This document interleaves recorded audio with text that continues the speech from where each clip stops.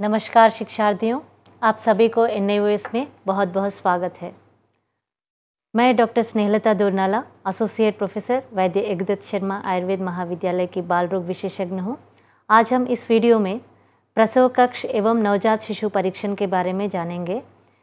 यह टॉपिक जो है आप लगातार देखते आ रहे हैं कि सामुदायिक स्वास्थ्य प्रशिक्षण कार्यक्रम के अंतर्गत जो प्रैक्टिकल मैनुअल्स हैं उसमें मातृ एवं शिशु स्वास्थ्य के बारे में आप देख रहे हैं। गर्भस्थ महिला की देखरेख, नवजात शिशु के बारे में भी आपने देखा है।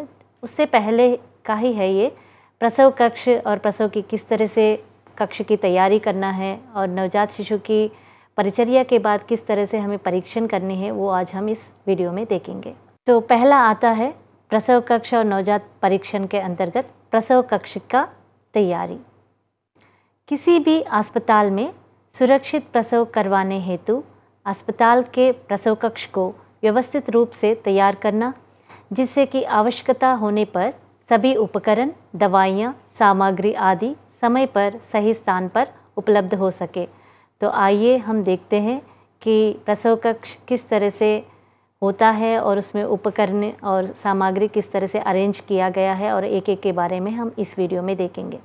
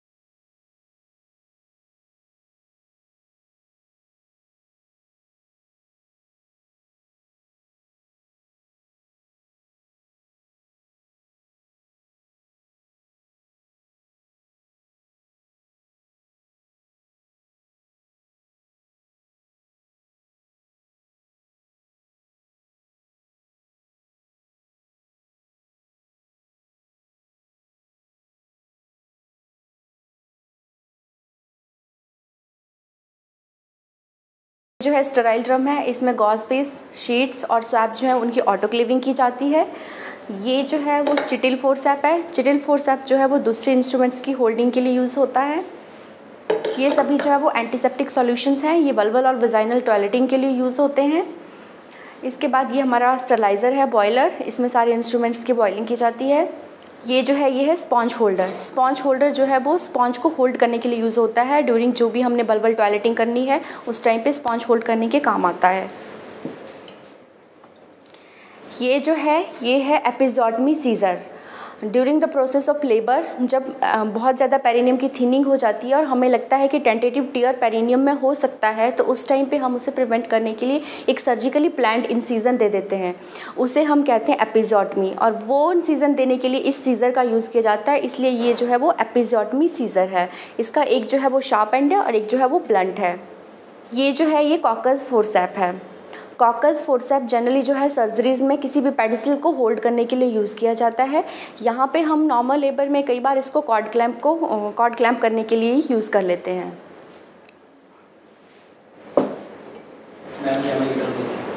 ये कर्व्ड आर्टरी है। Curved artery generally haemostatic purpose के लिए, यानी कि कहीं पे ब्लीडिंग हो रही है उसको चेक करने के लिए यूज़ होती है, और ये भी किसी पेडिसिल को होल्ड करने के लिए भी यूज़ हो सकती है। यहाँ पे हम इसको कॉर्ड क्लैम्प की तरह यूज़ कर रहे हैं। ये जो है टूथ फोर्सेप है। ये छोटे छोटे स्ट्रक्चर्स को होल्ड करने के लिए यूज़ होता है, टूथ फोर्सेप। इसमें 2 हुक्स बने हुए हैं, इसलिए इसको टूथ कहा है। ये जो है ये नीडल होल्डर है, और ये नीडल को ग्रैस्प करने के लिए यूज़ होता है ड्यूरिंग स्यूचरिंग। जब हम स्यूचरिंग करते हैं तो नीडल को ग्रैस्प करने के काम आता है। इसमें अंदर एक ग्रूव बना होता है, इसलिए इसे नीडल होल्डर कहते हैं, और ये इसलिए ग्रैस्प कर पाता है, होल्ड कर पाता है नीडल को। ये थ्रेड कटिंग सीज़र है कि स्यूचरिंग के टाइम पे थ्रेड को कट करने के लिए हम इस सीज़र को यूज़ करते हैं। ये थ्रेड कटिंग सीज़र है। ये जो है ये है कस्को स्पेकुलम। बाईवेल्व्स कस्को स्पेकुलम है, और ये सेल्फ रिटेनिंग है, और इसको हम यूज़ करते हैं for the visualization of cervix and vaginal walls. इसके लिए ये यूज़ होता है। ये टॉवल क्लिप्स हैं, जो भी सर्जिकल शीट्स हैं उनको होल्ड करने के लिए जो है टॉवल क्लिप्स का यूज़ किया जाता है। ये एंटीरियर वेजाइनल वॉल रिट्रैक्टर है। ये यूज़ होता है एंटीरियर वेजाइनल वॉल को रिट्रैक्ट करने के लिए ताकि प्रॉपर विजुअलाइजेशन ऑफ सर्विक्स हो सके, इसलिए इसको यूज़ किया जाता है एंटीरियर वेजाइनल वॉल रिट्रैक्टर। इसके अलावा ये है सिम स्पेकुलम। सेल्फ रिटेनिंग नहीं है ये सिंगल ब्लेडेड स्पेकुलम होता है और ये जो है वो पोस्टीरियर वेजाइनल वॉल को रिट्रैक्ट करने के लिए यूज़ किया जाता है और for the visualization of the cervix. ये लेबर टेबल है, यहाँ पे पेशेंट को लिटाया जाता है ड्यूरिंग द डिलीवरी। इसके अलावा ये जो है ये वेइंग मशीन है। आफ्टर डिलीवरी बेबी का वेट चेक करने के लिए जो है ये वेइंग मशीन यूज़ की जाती है। और इसके अलावा जो है यहाँ पे ये है फिटल डॉपलर। फिटल डॉपलर में ये जो है ये वाला जो पोर्शन है इसमें जो हम एक जेली अप्लाई करते हैं, ECG जेल जो है ये अप्लाई किया जाता है इसके सरफेस पे और फिर इसको मदर के एब्डोमेन पे और फिटस की जो हार्ट साउंड है वो इससे ऑडिबल हो जाती है, इसके लिए यूज़ होता है।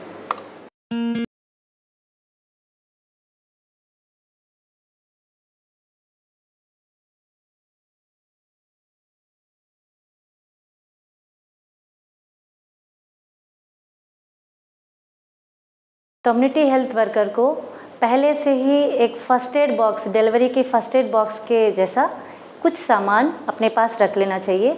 उनमें से इम्पॉर्टेंट है 5C के बारे में। मान लीजिए बेबी का डिलीवरी हो चुका है और वो हॉस्पिटल तक नहीं पहुंच पाया, या उस समय में शिशु को फ़र्स्ट एड किस तरह से दिया जा सकता है, जैसे कि पहला C है क्लीन सरफेस, जिसमें भी हम रिसीव करते हैं बेबी को, या तो बेबी ट्रे या बेबी टॉवल जो भी होगा वो क्लीन होनी चाहिए। एंड जो रिसीव करते हैं जो हाथ हैं, हाथ भी क्लीन हैंड्स होनी चाहिए। और हैंड्स वॉश टेक्निक पहले आप देख चुके हैं वीडियो में। क्लीन हैंड के बाद जो नाभि का टाई करेंगे, कॉर्ड टाई करेंगे, वो भी क्लीन होनी चाहिए। एंड जो क्लैम्प करेंगे वो भी क्लीन होनी चाहिए। एंड जिसे कट करते हैं कार्ड को वो भी क्लीन होना चाहिए। तो उसमें हम धागा, स्टेराइल धागा जो है हम पहले से ही रखें, नहीं होगा तो उसको बॉईल करके स्टेराइल करके पहले से ही रख लें। और क्लीन टॉवल्स 2 रखें और छोटे छोटे कॉटन बॉल्स रखें ताकि वो स्वैप करने के लिए आइस को। एंड उसके अलावा ड्राई, क्लीन और वार्म रखें। बेबी को जिस पहली बार जो रिसीव करते हैं उससे जो उस टॉवल से जो हम वाइप करते हैं उस टॉवल को तुरंत निकाल के फिर दूसरा टॉवल से हम बेबी को ढकना चाहिए। और बताइए मैम क्या कर सकते हैं? यही है मैम। इसके अलावा जो हम जिस ब्लेड से कट करते हैं, क्योंकि वहाँ पे हमारे पास सीज़र तो नहीं होगी कॉर्ड कटिंग के लिए, तो इसके लिए हमें जो वहाँ पे सीज़र हमारे पास अवेलेबल ना होने के कारण हमें ब्लेड यूज़ करना पड़ेगा। तो वो ब्लेड भी स्टेराइल ब्लेड होना चाहिए और प्रॉपर जो हैंड टेक्निक से जो है वो हैंड वॉश करने के बाद ही आप उस ब्लेड को ओपन करें और उसके बाद उससे कट करना चाहिए। ये भी कहा गया कि नया ब्लेड अगर यूज़ कर रहे हैं तब भी जो है हमें बॉइलिंग पॉइंट तक उसे एक बार बॉईल करके उसके बाद यूज़ करें, तो कहीं सारे जैसे न्यूनेटल टेटनस ये सारे होने से हम शिशु बच सकता है। शिशु पता चल गया कि अब शिशु आने वाला है, दूसरे दुनिया में आने वाला है, तो तुरंत जो है हम जिस जगह पे मतलब डिलीवरी हो रहा है उस जगह का टेम्परेचर या तापमान हमें देखना है, वो जो है 25 डिग्रीज के आसपास हो। अगर मान लीजिए फ़ैन चल रहा है या AC चल रहा है तो उसे उस लेवल पे मतलब रखें कि वो 25 डिग्रीज के आसपास रहे।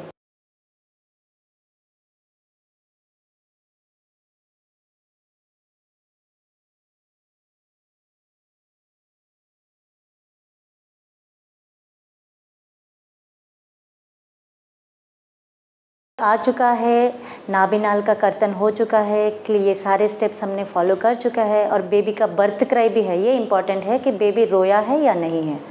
तो हमें ये भी पता चल गया कि बेबी रो चुका है एंड एवरीथिंग इज़ गुड। फिर भी हमें घर पे नहीं रखना चाहिए क्योंकि पेरीनेटल कॉम्प्लिकेशंस हो सकते हैं कि 1-2 दिन के बाद भी कोई कॉम्प्लिकेशन होगा तो जानलेवा वाले बीमारी हो सकते हैं। तो इसीलिए तुरंत ही फर्दर वो कोई रिससिटेशन ना हो जाए, इसके लिए डॉक्टर से संपर्क करें और वहाँ जाने के बाद वो आगे विटामिन K के इंजेक्शन देना और वो अबगार स्कोर वगैरह सब देख लेना, कोई पल्स रेट कम है या ज़्यादा है, ग्लूकोज लेवल कैसे हैं, रेस्पिरेटरी रेट कैसा है, ये सब फर्दर एवेलुएट करके उसके अकॉर्डिंग उनको मैनेजमेंट दिया जाएगा।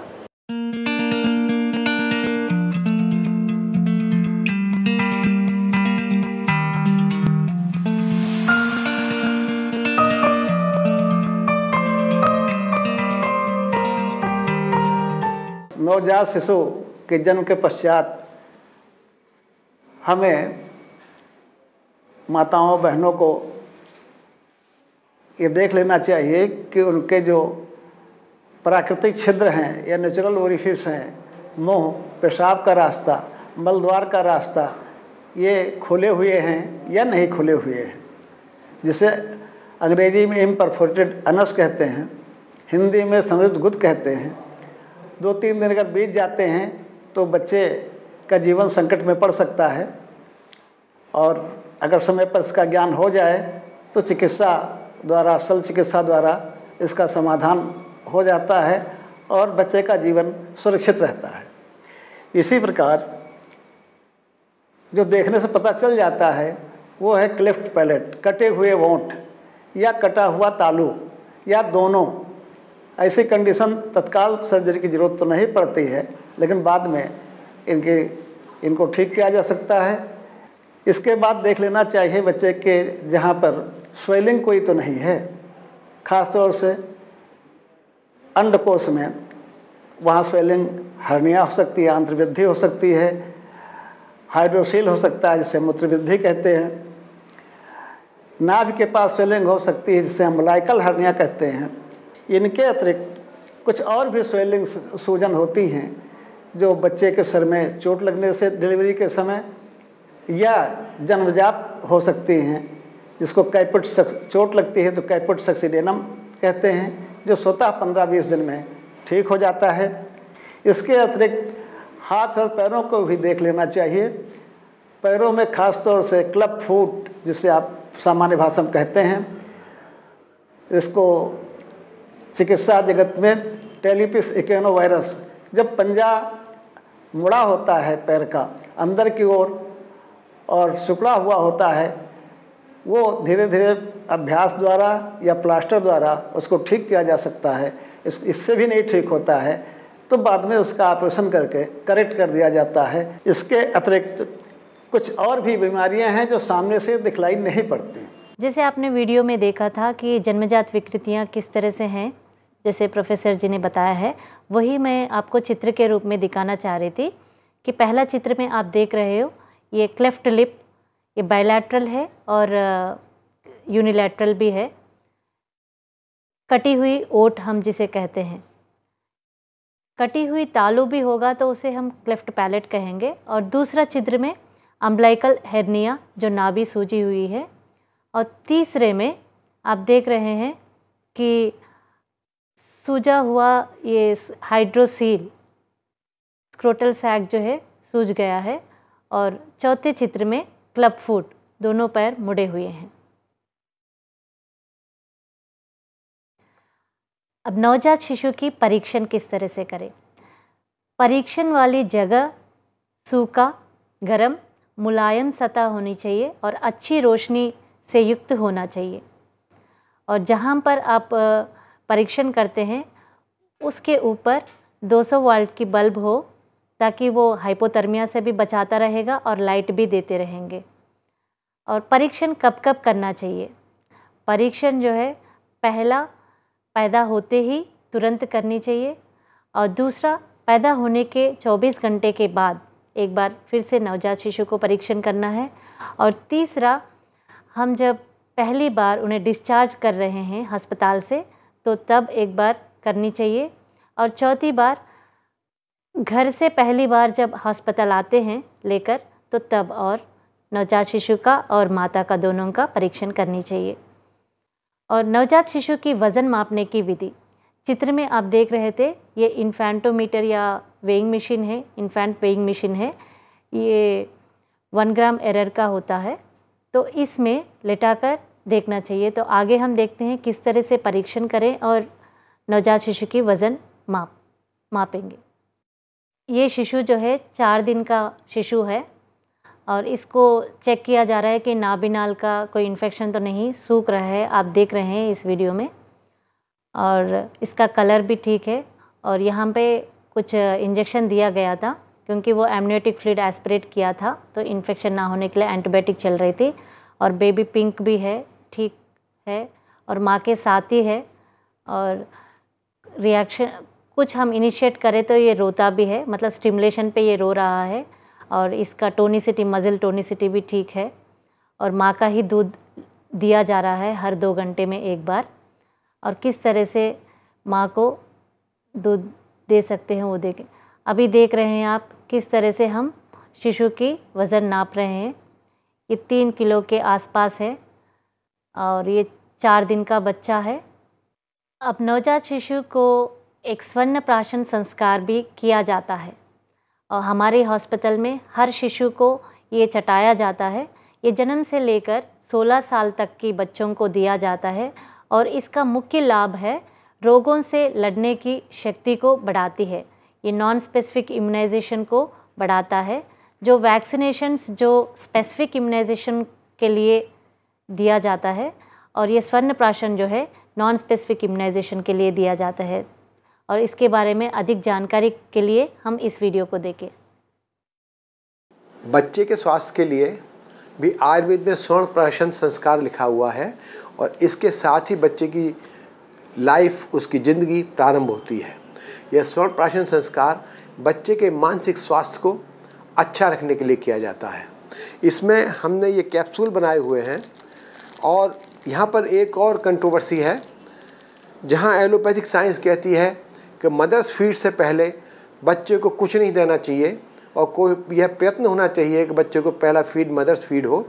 लेकिन आयुर्वेद कहता है कि मदर्स फीड से पहले भी ये स्वर्ण प्राशन संस्कार होना चाहिए, ताकि बच्चे के जो नॉर्मल सकिंग रिफ्लेक्सेस हैं वो पता लग जाएं और ना हो तो वो, अगर वो किसी वजह से डिप्रेस है तो वो डेवलप हो जाएं। इसलिए स्वर्ण प्राशन संस्कार बताया है। और खाली इसी के लिए नहीं, इसके साथ साथ ही बच्चा ज़्यादा इंटेलिजेंट बने, वो ज़्यादा रिटेंशन मेमोरी हो, उसकी मेमोरी बहुत अच्छी रहे, उसका IQ बहुत अच्छा रहे, इसके लिए स्वर्ण प्राशन संस्कार बताया गया है। बच्चे के पैदा होते ही हमने ये स्वर्ण प्राशन संस्कार के लिए कैप्सूल बनाए हैं। इस कैप्सूल में वचा है, जटामासी है, ब्राह्मी है, मुलेठी है और बहुत थोड़ी मात्रा में इसमें स्वर्ण भस्म है। ये एक कैप्सूल एक बच्चे के लिए बनाया जाता है। पैदा होते ही इस कैप्सूल को खोल के इसकी 4 मात्राएं ली जाती हैं। पहली मात्रा को, ये पहली मात्रा है इसकी, जो इस कैप्सूल का चौथाई हिस्सा है। इसको हम शहद और घी के साथ मिला कर देते हैं। इसमें एक और इम्पॉर्टेंट बात है, एक जनरल वार्ता है, शहद और घी मिलके जहर बन जाते हैं। लेकिन यदि आप उसके गहराई में जाएंगे तो आपको पता पड़ेगा कि यदि संभाग में घी और शहद को मिलाया जाता है तब वो जहर बनते हैं, अलग अलग मात्रा में मिलाया जाता है तो वो जहर नहीं बनते। इसके लिए हम ये मधु 2 बूंद और घी, गौ का घी ये 1 बूंद, इसको खूब अच्छी तरह इसमें मिला के बच्चे के जवान पर रख देते हैं, जिससे वो सूख जाता है और बच्चे के सकिंग रिफ्लेक्सेस डेवलप हो जाते हैं। यह देखा गया है कि इसके प्रयोग करने के बाद बच्चे की IQ और मेंटल डेवलपमेंट अच्छा रहता है। धन्यवाद। स्वर्ण प्राशन करवाने से पहले शिशु के मुंह के अंदर जो श्लेष्म होता है उसे ठीक तरह से स्वच्छ उंगलियों से साफ करने के बाद ही करना चाहिए। और अब आगे देखते हैं स्तनपान विधि। तो आइए अब हम विभिन्न तरह के ब्रेस्ट फीडिंग पोजीशंस को देखेंगे।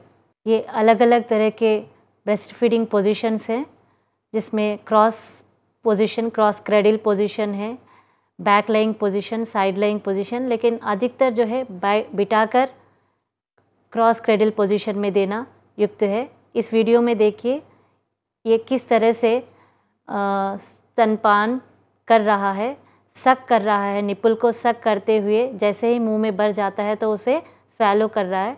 तो किस तरह से आपने वीडियो देखा होगा कि वो सक कर रहा है और साथ में स्वैलो भी कर रहे हैं। किसी भी कारण से वो छोड़ देते हैं शिशु, अगर निपुल छोड़ देते हैं तो दोबारा माँ को फिर से मुंह को स्तन के पास लेकर आना है और फिर से दोबारा उसे पिलाया जाता है। तो एक बार जब पिलाते हैं तो 5 से 7 मिनट तक पिलाना चाहिए ताकि उसका पेट भर सके। अब आता है स्तनपान अभाव में घरेलू क्या उपचार दें। तो हम जानते हैं कि जो भी माता का आहार होता है उसी आहार से आहार रस बनती है और वो आहार रस से ही माँ का स्तन्य उत्पत्ति होती है।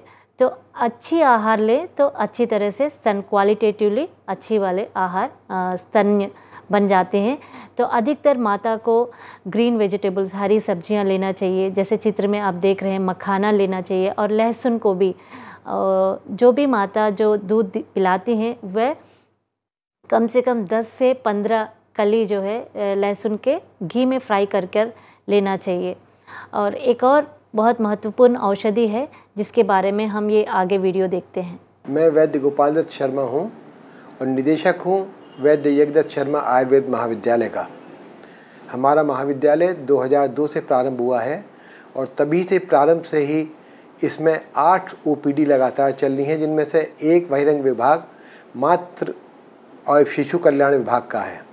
हमारे शिशु कल्याण विभाग को या बाल रोग विभाग को डॉक्टर स्नेहलता डोबरेवाल देखती हैं और उनका कार्य जहाँ केवल OPD तक ही सीमित नहीं है, वो अपने विभाग से बच्चों को भर्ती भी करती हैं और गांव-गांव में जाकर अपने छोटे बच्चों को और उनकी माताओं को बच्चों को स्वस्थ रहने के तरीक़ों से उनका ज्ञान उपार्जन करती हैं।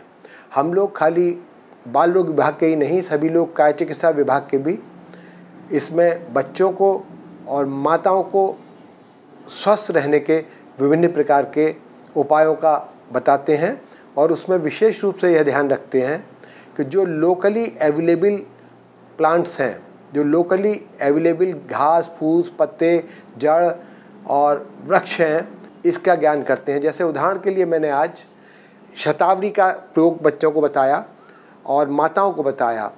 आजकल के युग में ये बहुत बड़ी समस्या है कि और स्पेशली सीजरियन सेक्शन के बाद जो बच्चे होते हैं कि माताओं का दूध पूरे रूप से नहीं निकल पाता, उसका प्रोडक्शन पूरा नहीं होता, जिससे बच्चा भूखा रह जाता है और उसको आर्टिफिशियल मिल्क पाउडर पर और चीज़ों, नकली दूध पर, बकरी के दूध पर और गाय के दूध पर निर्भर रहना पड़ता है। हमारा आयुर्वेद कहता है कि माँ का दुग्ध बच्चे के लिए संपूर्ण आहार ही नहीं, उसकी रोग प्रतिरोधक क्षमता भी बढ़ाता है, जिससे बच्चा स्वस्थ रहता है। आज हमने कुछ बच्चों को बताया, ये बेल है, इसे शतावरी कहते हैं। ये दुग्ध के लिए बहुत अच्छी है। इसकी बेल के ऊपर के हिस्से को हम गायों को और भैंसों को खिलाने के लिए यहाँ लोग बहुतायत से प्रयोग करते हैं। और जब इसका प्रयोग किया जाता है तो यदि यह चारे में 1/4 मिलाई जाती है तो दुग्ध में लगभग 10% की वृद्धि सेम डे देखने के लिए मिलती है। और इसकी जो जड़ होती है उसको शतावरी मूल कहते हैं, शतावरी कहते हैं, वो माताओं को दी जाती है। जिन माताओं को दूध कम उतरता हो या न उतरता हो, उनको अगर शतावरी 2-2 ग्राम जीरे के साथ पीस कर अगर दी जाती है तो इससे बहुत अच्छा लाभ मिलता है। और सैकड़ों माँओं को हमने देखा है कि जिनको दूध बहुत कम उतरता था, वो शतावरी का सेवन करने के बाद में उनको दुग्ध की मात्रा कई माताओं में तो दुगुना तक बढ़ गई। हम खाली इसी का ही नहीं, इसके साथ माताओं को भोजन का भी ध्यान देते हैं कि अगर दूध का प्रोडक्शन बढ़ाना है माता में, तो हम माता को दूध और दूध से बने हुए प्रोडक्ट्स ज़्यादा खाने के लिए देते हैं, जिससे बच्चे दूध की क्वालिटी भी बढ़ती है, माँ के दूध की क्वालिटी भी बढ़ती है और उसका मात्रा भी बढ़ती है, जिससे बच्चा भूखा नहीं रह पाता और उसका पोषण पूरी तरह होता है, जिससे पोषण कम होने की वजह से जो बीमारियां होती हैं वो बीमारियां फिर उत्पन्न नहीं होती और बच्चा स्वस्थ रहता है। जैसे आपने देखा है वीडियो में कि शतावरी की मूल को अगर 2-2 ग्राम जीरा के साथ पीसे तो किस तरह से माँ का स्तन्य बढ़ जाता है क्वालिटी में और क्वांटिटी में, ये हमने स्वयं देखा है। यही नहीं, हमारे एक्सपीरियंस में ये भी देखा है कि अगर माँ खुश रहे और हर समय अपने शिशु के साथ रहे और तो उनका दूध अच्छा आया है। और किसी भी कारण से, पारिवारिक कारण या किसी भी कारण से वो चिंता रहे या भय रहे या रोने के हिसाब से, मतलब उनका मानसिक स्थिति अगर ठीक ना हो तो भी दूध कम उतरता है। तो आप लोग ये आश्वासन दें हर महिला को कि हर समय, ये पहले के जो 1.5 मंथ डिलीवरी के बाद 1.5 मंथ हर समय वो अपने शिशु के साथ ही रहे। अगर वो कोई और काम भी करे घर के अंदर तो भी वो उनका मन जो है शिशु के प्रति ही रहे और खुशी से रहे तो उनका दूध अच्छा आता है। तो इस वीडियो में आपने प्रसव कक्ष के बारे में और प्रसव में कक्ष में रहने वाले दवाइयाँ सामग्री के बारे में देखा है, और नवजात शिशु को किस तरह से परीक्षण करनी है और उसके वज़न मापने की विधि आपने जाना है, और different types of breast feeding के पोजीशंस को आपने देखा है, और स्तन्यप्राशन का महत्व भी आपने जाना है, और स्तन्यपान की विधि, और स्तन्य अगर अभाव हो तो किस तरह से आहार लेनी चाहिए और कैसे औषधि भी आप ले सकते हो, ये जाना है। तो मैं आशा करती हूँ ये जितने भी ज्ञान आपने इस वीडियो में देखे हो वो हर महिला को, गर्भवती महिला या गर्भवती से ही आपको ये सारी जानकारी देनी चाहिए, और ख़ास करके प्रसव पश्चात महिलाओं को ये जानकारी देना बहुत ज़रूरी है। धन्यवाद।